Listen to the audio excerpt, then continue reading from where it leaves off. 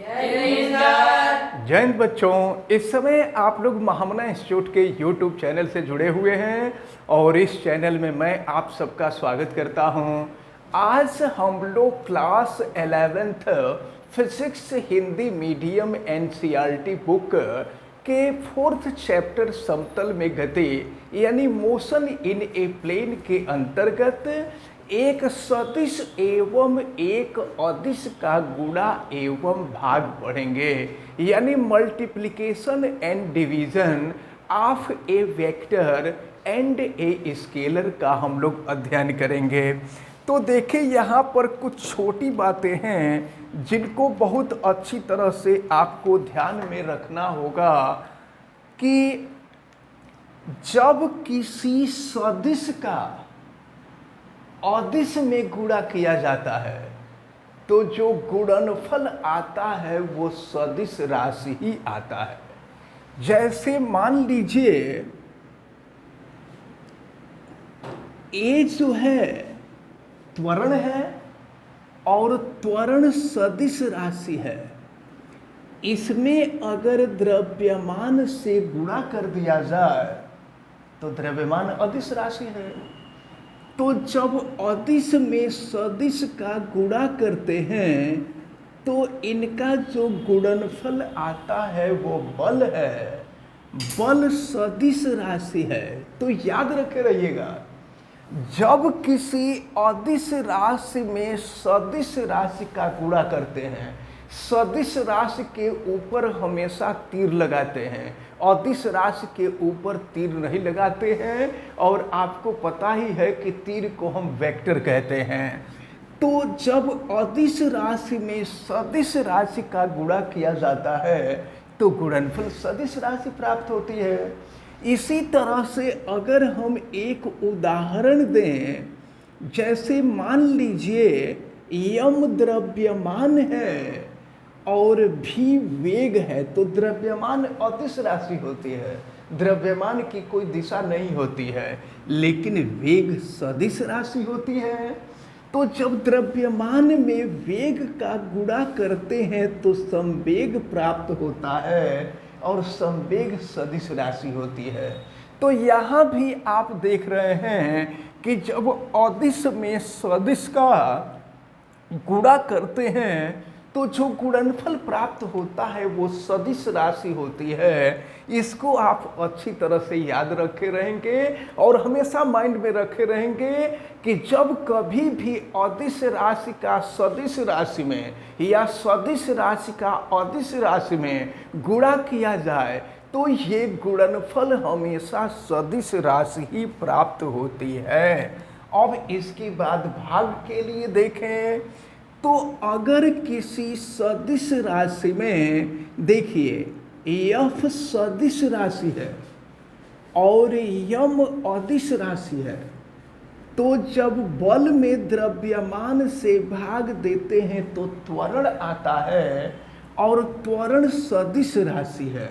तो यहाँ से क्या निष्कर्ष निकलता है कि जब किसी सदिश राशि में अदिश राशि से भाग देते हैं तो जो भागफल आता है वो सदिश राशि आता है।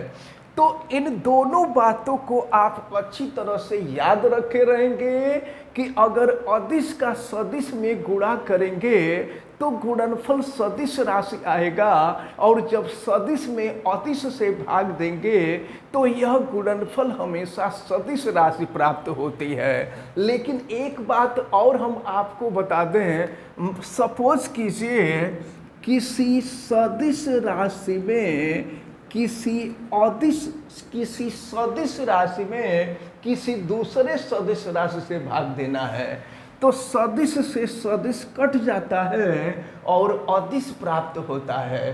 तो ये भी आप लगे हाथ याद रखे रहिएगा कि जब किसी सदिश राशि में दूसरे सदिश राशि से भाग देते हैं तो जो भागफल आता है वो अदिश राशि आता है। अब हम लोग दो सदिशों का गुणन पढ़ेंगे। अभी तो आपने देखा है कि सदिश और अदिश का गुणन और फिर सदिश और अदिश का भाग। अब हम आपको बताएंगे कि दो सदिशों का गुणन क्या होता है। तो हम आपको पहले ही बता दें कि दो सदिशों का जो गुणन होता है वो दो तरह का होता है। एक होता है सदिशों का अदिश गुणन और दूसरा होता है सदिशों का सदिश गुणन। तो इन दोनों का अध्ययन हम लोग अभी करेंगे। अब हम लोग दो सदिशों का गुणन पढ़ेंगे। तो दो सदिशों के गुणन दो प्रकार का होता है। एक होता है अदिश गुणन स्केलर प्रोडक्ट और दूसरा होता है सदिश गुणन वेक्टर प्रोडक्ट। तो देखा जाए कि दो सदिशों का अदिश गुणन किसे कहते हैं, सुनिए। जब दो सदिश राशियों का गुणनफल अदिश राशि आती है तो इस प्रकार के गुणन को हम अदिश गुणन कहते हैं। जैसे मान लीजिए कि कोई सदिश राशि, आपको पता है कि यफ सदिश राशि है और विस्थापन भी सदिश राशि है। तो जब बल और विस्थापन का गुणा करते हैं तो यह कार्य के बराबर आता है और कार्य एक अदिश राशि है। तो जब दो सदिश राशियों का गुणनफल अदिश राशि आती है तो इस प्रकार के गुणन को ही हम दो सदिशों का अदिश गुणन कहते हैं। दो सदिशों के अदिश गुणन को हम डॉट से प्रदर्शित करते हैं। तो अब इस डॉट का मतलब होता है अदिश गुणन और इसको हम डॉट प्रोडक्ट भी कहते हैं। जैसे मान लीजिए कोई सदिश वेक्टर ए है और कोई दूसरा सदिश वेक्टर बी है। अगर इन दोनों के डॉट प्रोडक्ट को हमें दिखाना होगा, डॉट प्रोडक्ट का मतलब अदिश गुणन, याद रखे रहिएगा, अदिश गुणन को डॉट प्रोडक्ट भी कहते हैं। तो अदिश गुणन को हम vector A dot vector B दिखाते हैं। एक चीज और समझ लीजिए, अगर वेक्टर ए का परिमाण ए हो, वेक्टर बी का परिमाण बी हो और इन दोनों सदिशों के बीच का कोण थीटा हो तो vector A dot B is equal to A cos theta होता है। यह दो सदिशों के अदिश गुणन के लिए फार्मूला है। अब जरा ध्यान पूर्वक देखें तो अब ये बल और विस्थापन का जब अदिश गुणन करते हैं तो कार्य आता है। अब यहाँ से अगर बल और विस्थापन के बीच बनने वाला कोण थीटा हो तो ये वेक्टर f का परिमाण f हो, परिमाण का मतलब आंकिक मान, और वेक्टर यश का परिमाण यश हो और इनके बीच का कोण थीटा हो तो कार्य की गणना करने के लिए हम इस फार्मूले का प्रयोग करते हैं।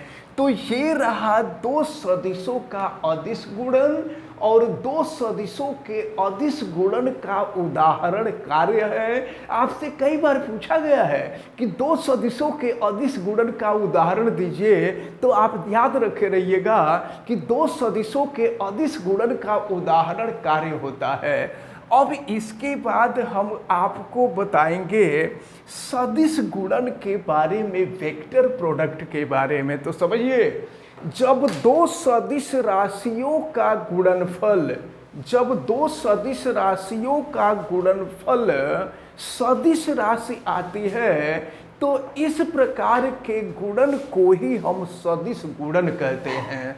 तो अब देखें, एक उदाहरण लेते हैं, लेकिन इसके पहले हम आपको बता दें कि अगर कोई सदिश वेक्टर ए है और कोई दूसरा सदिश वेक्टर बी है तो इन दोनों के सदिश गुणन को हम क्रॉस से प्रदर्शित करते हैं।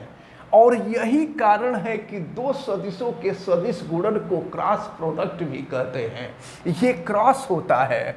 और अगर वेक्टर ए का परिमाण ए है, वेक्टर बी का परिमाण बी है और इन दोनों सदिशों के बीच का कोण थीटा है तो ए बी साइन थीटा होता है। और इनके साथ अगर दोनों सदिशों का लंब इकाई सदिश, लंब इकाई सदिश के बारे में हम आपको पहले बता चुके हैं। लंब इकाई सदिश कैप यन हो तो इसका गुणा हो जाता है। अब याद रखे रहिएगा, आप निचली कक्षाओं में थे, अपने गुरुजी से पूछते थे तो कहीं लिखा जाता था a इंटू बी लिख दिया जाता था, और कहीं लिख दिया जाता था a क्रॉस b, तो गुरुजी कह देते थे कि दोनों एक ही चीज है, इसका भी मतलब गुणा होता है, इसका भी मतलब गुणा होता है। लेकिन अब आप ये समझ लीजिए कि वहाँ जो चीज बताई जा रही थी वो सही नहीं थी। सही ये है कि जहाँ ये होगा, डॉट होगा, इसका मतलब ये हुआ कि ये सदिशों का अदिश गुणन है, और जहाँ क्रॉस होगा इसका मतलब ये हुआ कि ये सदिशों का सदिश गुणन है। अब सदिशों के सदिश गुणन का एक उदाहरण लें तो देखें, वेक्टर एफ सदिश राशि है और घूर्णन अक्ष की जो त्रिज्या होती है कैप आर, वेक्टर आर, ये भी सदिश राशि होती है। और जब इन दोनों का गुणा करते हैं तो बल आघूर्ण आता है। बल आघूर्ण को टा से प्रदर्शित करते हैं और यह भी सदिश राशि है।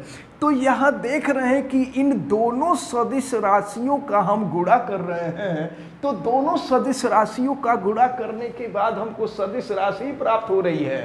तो जब दो सदिश राशियों का गुणनफल सदिश राशि प्राप्त होती है तो इस प्रकार के गुणन को ही हम सदिशों का सदिश गुणन कहते हैं। अगर वेक्टर f का परिमाण f हो, वेक्टर r का परिमाण r हो और इनके बीच का कोण थीटा हो तो ये हो जाएगा साइन थीटा, और फिर ये हो जाएगा इनके साथ लंब एकक सदिश कैप यन हो जाएगा, और यहाँ से हम वेक्टर टा का परिमाण ज्ञात कर सकते हैं। इसको आप याद रखे रहिएगा। तो आपसे उदाहरण पूछा जाता है, कई बार एग्जाम में उदाहरण पूछा गया है कि दो सदिशों के अदिश गुणन का एक उदाहरण और दो सदिशों के सदिश गुणन का एक उदाहरण दीजिए। तो दो सदिशों के अदिश गुणन का उदाहरण कार्य है और दो सदिशों के सदिश गुणन का उदाहरण बल आघूर्ण है। इसको आप अच्छी तरह से याद रखे रहिएगा। तो इस प्रकार आज के वीडियो में हमने आपको सदिश और अदिश का गुणा, सदिश और अदिश का भाग, फिर सदिश का सदिश से भाग, फिर सदिशों का अदिश गुणन, फिर सदिशों का सदिश गुणन, इतनी बातें हमने आपको उदाहरण के साथ बताया। हमें उम्मीद है कि आज जितनी भी बातें आपको बताई गई हैं ये सारी बातें आपको बहुत अच्छी तरह से समझ में आई होंगी। आप वीडियो को लाइक जरूर कीजिएगा और अगर आप चैनल पे नए हैं तो चैनल को सब्सक्राइब भी कर लीजिएगा। चैनल सब्सक्राइब करने के लिए आप यूट्यूब पर महामना इंस्टीट्यूट को सर्च कीजिए और फिर रेड कलर के सब्सक्राइब वाले बटन को क्लिक कर दीजिए, चैनल सब्सक्राइब हो जाएगा। अगर किसी प्रकार की कोई दिक्कत समझ में आती है तो आप हमें कमेंट करके जरूर बतावें, आपके कमेंट का स्वागत किया जाएगा। और आप बेल आइकन को भी प्रेस करें तथा उसको ऑल पे कर दें, तथा साथ ही अगर इस वीडियो को आप मैक्सिमम स्टूडेंट तक शेयर करेंगे तो अधिकतम स्टूडेंट का भला होगा। इसलिए आप सभी लोगों का बहुत बहुत धन्यवाद। जय हिंद।